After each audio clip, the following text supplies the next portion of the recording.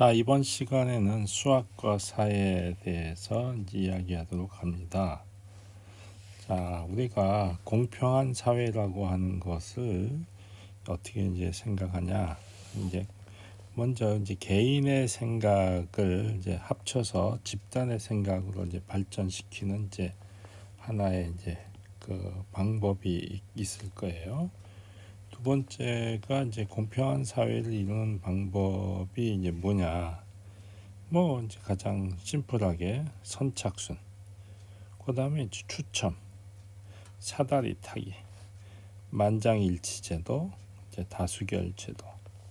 그래서 우리가 이제 많은 경우에 뭐 선착순을 하면 이제 보통 군대에서 이제 뜀뛰기 또는 체육 시간에 잘 뛰어서 제일 먼저 1등으로 오는 사람, 또는 우리가 뭐 어떤 물건, 인기가 좋은 물건을 이제 파는데 가서 살려 그러면 뭐 새벽부터 가서 줄 서서 사는 거죠. 그런 것이 하나의 다 선착순의 개념이 되겠네요. 추첨은 뭐 복권 당첨 같은 거, 사다리는 여러분들이 많이 해봤을 것 같은 그 게임이죠. 만장일치제도는 뭐 말 그대로 그 유엔 안전보장이사회가 이제 그 열리기 위해서 이제 그 상위 미사국은 항상 다 찬성을 하고 뭐 이제 그런 개념이 되고, 또는 옛날에 화백회의 같은 것이 이제 만장일치제도였죠. 다수결제도가 아마 그 많이 요즘 떠오르는 이제 선거에 이제 그 대입되는 그런 개념이 이제 되겠네요. 그래서 이제 우리가 이제 다수결 제도에 대해서 먼저 이제 생각을 해보려고 합니다. 이제 순위 표시법이라고 하는 이제 그 개념이 있고요. 두 번째가 이제 그 쌍쌍 비교법, 보드다 셈법, 최소 득표자 탈락제 하는 것이 있어요. 순위 표시법은 어떤 갑이라고 하는 사람이 있고 을이라고 하는 사람이 있고 병이라고 하는 세 명의 후보가 있다고 했을 때 내가 좋아하는 순서가 누구냐. 예를 들어서 A라는 사람은 나는 이 사람이 최고 좋고, 이 두 번째 이 사람이 좋고, 세 번째가 이 사람이 좋고, B라고 하는 사람은 나는 이 사람이 제일 좋고, 이 사람이 두 번째 좋고, 이 사람이 세 번째 좋고, C라고 하는 사람은 나는 이 사람, 뭐 이 사람, 이 사람, 뭐 D라는 사람이 뭐 이 사람, 이 사람, 뭐 이 사람, 이 사람, 뭐 이런 식으로 뭐 여러 가지로 각 개인의 입장에서 그 개인의 이게 이쪽이 이제 투표자죠. 여기는 이제 후보가 되겠어요. 후보. 그래서 후보의 순위를 이렇게 정하는 거예요. 후보의 순위를.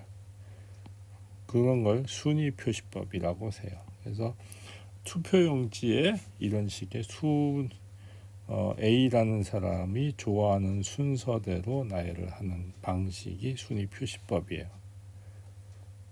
이런 식으로 표시하는 거. 그렇지만 중복되면 안 됩니다. 그러니까 나는 이 사람, 이 사람, 이 사람 좋다, 이런 거는 순위 표시법이 성립하지 않습니다. 그래서 항상 다르게 표현하는 방식을 순위 표시법이라고 하겠습니다. 그래서 순위 표시법이라는 게 뭐냐? 이 후보자가 4명이 있어요. 김중자, 노무자, 이인자, 정동자, 이렇게. 그래서 이제 순위 표시에 이제 투표용지가 어떻게 생겼느냐? 이렇게 돼 1, 2, 3, 4, 1, 2, 3, 4 이렇게 돼 있는데, 그러니까 어떤 식이냐면 나는 김중자를 제일 좋아해. 노무자 두 번째 좋아해. 이인자가 세 번째, 정동자가 네 번째. 그러니까 다 다르게 표현을 해야 된다는 거죠. 이해가 가죠? 그런 식으로 표시하는 투표용지 방식. 그래서 한 번씩. 그러면 이제 뭐냐면 4명이니까 순위를 매기는 방법은 이 네 사람은 늘여놓는 거죠. 차례로. 그래서 4 팩토리얼이 개수가 나와서 24가지 방식이 되겠지요. 그죠? 그게 이제 순위 표시법이에요. 사람이, 그러니까 투표자가 여러 명이면 당연히 이제 그 순위 24명이라면 그 한 번씩 나오겠지만 100만 명이라면 당연히 이제 같은 순위로 여러 명이 등장할 것 같아요. 그죠? 그래서 선거를 치렀어요. 선거를 치렀더니 이제 이렇게 표시한 거죠. 즉 38명이 김중자, 노무자, 이인자, 정동자의 순서로 찍었다. 이렇게 생각. 27명은 이인자, 노무자, 정동자, 김중자 순으로 찍었고 21명은 정동자, 이인자, 노무자, 김중자 이런 형태로 찍었고 이런 식으로 찍었다 이거예요. 이 선거 결과 순위 표시법으로 표시해서 투표를 했을 때 이제 벌어진 결과예요. 그러면 이제 질문이 나올 수 있죠. 24가지 방법이 있다 하는데 왜 하나, 둘, 셋, 넷, 다섯만 있냐? 뭐 그냥 그렇게 가정한 거예요. 자, 그러면은 다수결 제도 하에서는 누가 당선이 되겠느냐? 이제 그거예요. 그러면 다수결 제도라고 하는 건 1순위가 중요하죠. 즉 1순위, 즉 김중자는 38표, 이인자는 27표, 정동자는 21표, 노무자는 11표, 이인자는 3표 이렇게 돼요. 그래서 자, 김중자가 38표, 이인자는 여기 27명하고 3명이 1순위로 선했으니까 30표가 돼요. 정동자가 21표가 되죠. 그래서 노무자가 11표가 돼요. 그래서 다수결 제도를 택한다면 김중자가 이제 당선이 된다. 이렇게 그런 결론에 이제 도달합니다. 그런데 우리는 이제 다양한 형태의 그 투표에 대해서 이제 우리가 이제 생각해 보려고 하는 거니까 다수결 제도 말고 다른 투표제를 도입하면 이거 어떻게 되겠느냐, 그거를 이제 살펴볼 거예요. 그래서 쌍쌍 비교법이라고 하는 투표 제도를 생각하는 거죠. 그래서 어떤 사람이 이제 그러는 거죠. 우리가 이게 다수결 제도가 어떤 면에서는 불합리한 면이 있다. 왜? 이 사표 이거는 다 못 쓰는 거잖아요. 그죠? 다수결 제도 하에서는 2순위 이하는 아무 의미가 없어요. 그러니까 이제 어떻게 또 주장할 수도 있냐면 그러지 말고 우리 둘씩 비교를 해보자. 둘씩 쌍쌍 비교법에는 둘씩 비교하는 거예요. 여기 둘씩, 그러니까 38%만 김중자는 38명이었으니까 38, 아까 100명이에요. 실제로는 투표자가 원래 100명입니다. 그래서 38, 38% 이게 그 과반수가 지지하지 않죠. 그러니까 이제 말이 되는 거예요. 그래서 두 사람씩 비교를 하자 해서 이인자랑 김중자를 한번 비교를 해보자. 이제 그렇게 이제 얘기하는 거예요. 자, 여기 다시 돌아가서 그러면 이인자랑 김중자를 비교하는 거예요. 자, 김중자가 이인자를 이겼죠. 그러니까 38, 김중자는 38표를 가져요. 그러니까 김중자가 38표. 두 번째는 이인자가 이겼잖아요. 김중자가 밑이니까. 그죠? 그러니까 이인자가 이번에는 27표를 가져요. 자, 이인자랑 김중자를 비교하면 이인자가 또 이겼어요. 그래서 또 21표를 가져요. 자, 27표, 21표. 그 다음에 여기서도 이인자가 이기고 있어요. 그죠?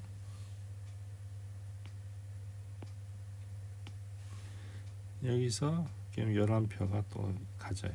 여기 이겼으니까. 그 다음에 여기서 이인자하고 김중자를 비교하면 또 이겨요.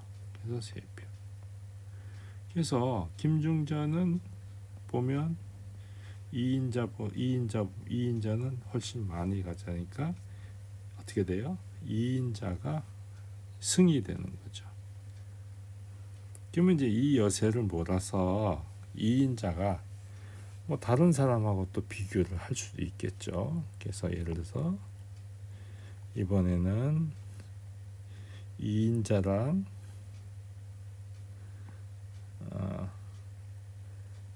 김중자 말고 이제 이번에는 김중자 이제 졌으니까 노무자랑 한번 비교를 해보자고요.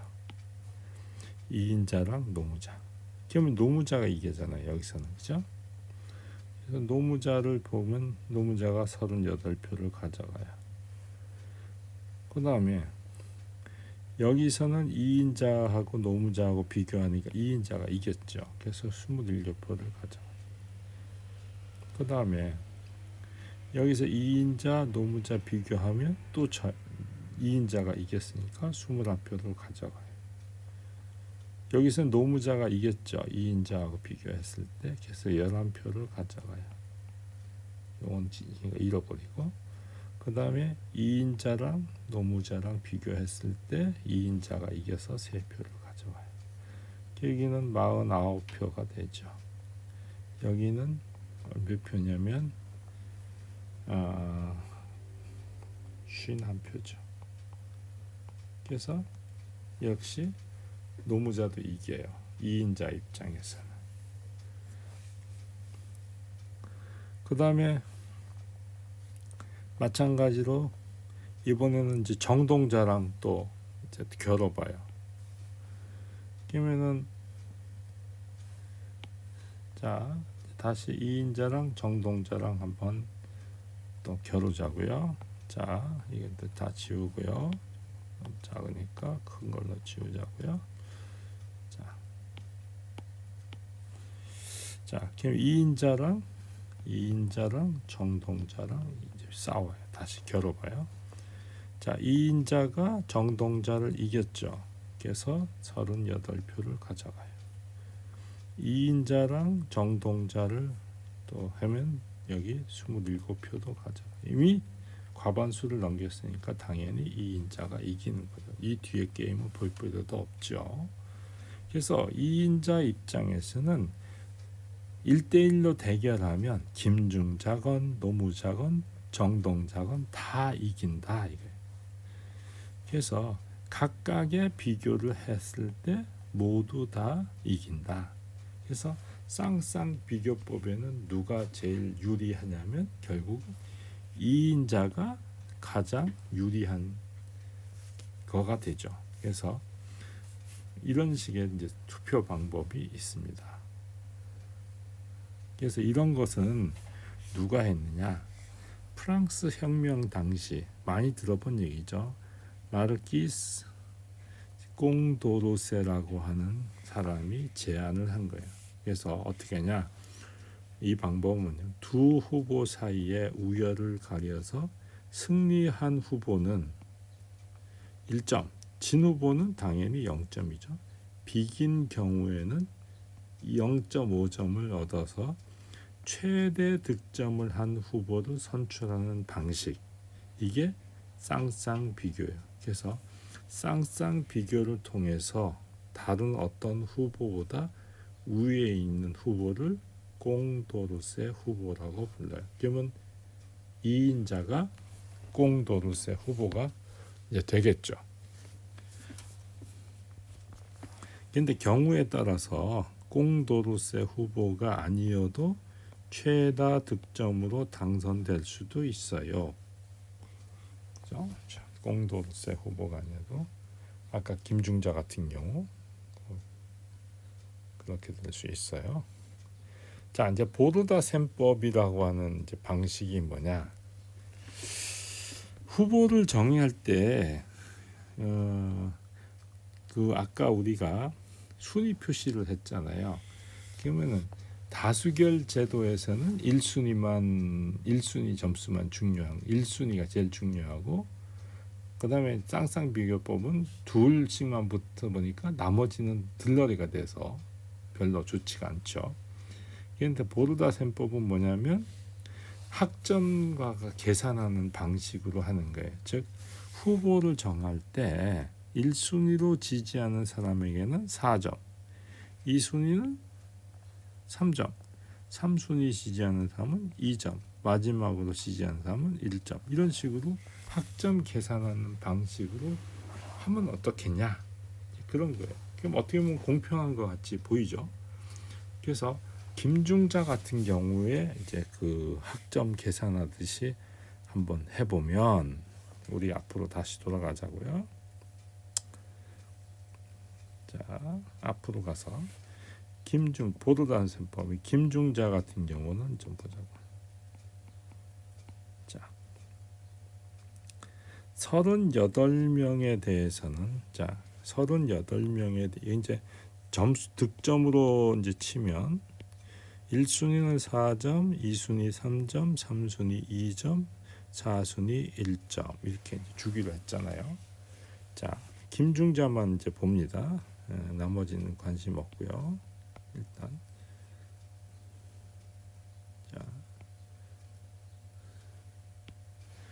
자 38명에 대해서는 1등을 했으니까 4점이죠.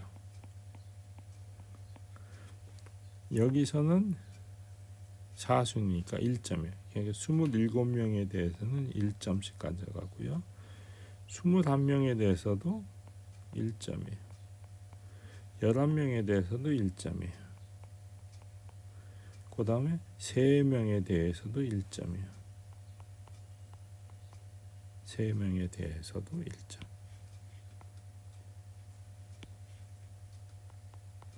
이거를 이제 계산하는 거예요. 이런 식으로 계산하는 거예요. 그러면 이제 노무자 같은 경우는 어떻게 되냐?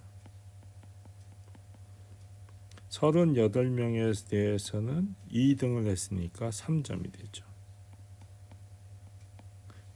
27명에서는 2등이니까 또 3점이죠. 그 다음에 21명에 대해서는 2점이 되죠. 그 다음에 11명에 대해서는 4점이죠. 그 다음에 3명에 대해서는 2점이 되죠. 이걸 다 합쳐서 계산하는 거예요. 이런 식으로 계산을 하는 것을 정리하면 우리가 아까와 같이 그런 방식으로 계산을 한 거예요. 이런 식으로 2인자도 정동자도 다 계산하면 합산을 해서 보면 누가 제일 높으냐면 노무자가 제일 높아요. 그래서 보르다 셈법으로 그 투표를 한다고 하면 가장 유리한 사람이 결국 노무자가 되는 거죠. 그래서 노무자가 이제 당선되는 경우가 발생하는 거예요.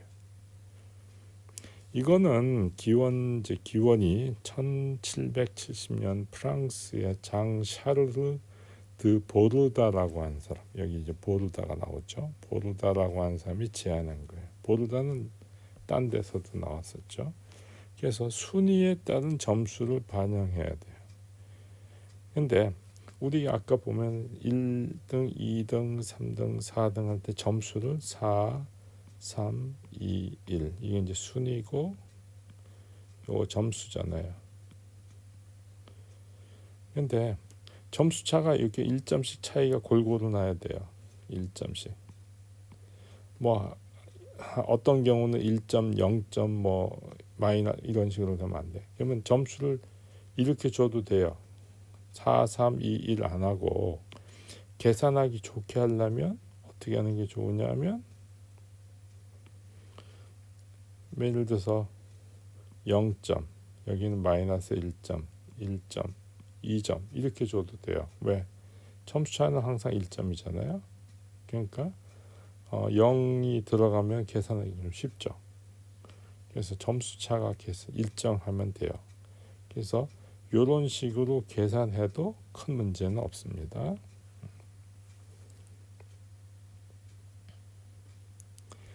그 다음에 이제 최소 득표자 탈락제라고 하는 이제 방식이 있는데 어떤 거냐면 과반수 이상 득표가 없는 경우에 요 경우에 발생해요. 그 경우에는 최소 득표자를 탈락시키고 남은 사람들을 다시 투표해서 과반수의 득표가 없는 경우에는 또다시 2차 투표에서 최소 득표자 탈락을 시켜서 과반수 이상이 득표될 때까지 계속하는 방식이에요. 그러니까 과반수 이상 득표하면 끝. 그러면 그냥 1등이 정해지는 거예요. 그런데 과반수 이상의 득표자가 없으면 최소 득표를 한 사람은 먼저 탈락시키는 거예요. 그리고 남은 사람이 다시 2차 투표를 해서 과반수 이상이 있으면 끝나는 거고 과반수가 없으면 다시 최소 득표자 탈락시키고 3차 투표로 가는 거죠. 그런 식을 반복하는 거예요. 그러면 단점이 뭐냐? 시간과 비용이 많이 들겠죠. 왜냐하면 투표를 한 번 이상 해야 되니까. 두 번째, 장점은 과반수 이상의 지지를 얻어서 좋아요. 물론 보완 방식은 이제 순위 표시법을 써서 한다. 이제 그런 방식이죠. 그래서 우리 이제 아까 투표 최초에 해놓은 거 있어요. 그걸 이제 그냥 계속 써먹을 거예요.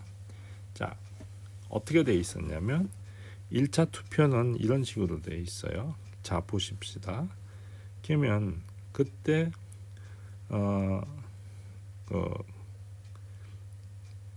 다수결 제도로 이제 하는 거라고 생각했을 때, 이 다수결로 봤을 때 김중자가 38, 이인자가 21, 여기서 30표, 정동자가 21표, 노무자가 11표를 얻어요. 그래서 38표를 얻은 김중자는 과반수를 못 넘겼으니까 일단 최소 득표자 탈락제를 시행하면 어떻게 되겠어요? 노무자가 탈락이 되는 거예요. 그래서 노무자가 다 명단에서 사라지게 되는 거죠. 그러면 이제 이 남은 사람들이 김중자, 이인자, 정동자 이렇게 될 거예요. 자, 그럼 이제 노무자가 빠졌으니까 다시 그러면 다시 다수결 제도로 가면 어떻게 되나? 김중자가 38, 이인자는 어떻게 되냐면 30표죠. 그 다음에 정동자는 21표 플러스 여기 하나 더 있어요. 그래서 11표를 얻어요. 그래서 이거는 32표예요. 그래서 이인자가 최소 이게 이 김중자가 다수결 안 됐죠. 그러니까 과반수 못 넘겼으니까 당연히 이인자가 탈락이 돼야 돼요. 그래서 이인자가 탈락되는 거예요. 이인자 이렇게 탈락시키는. 그게 정리한 게 요거예요. 요거. 그래서 이인자가 이렇게 날아가는 거죠.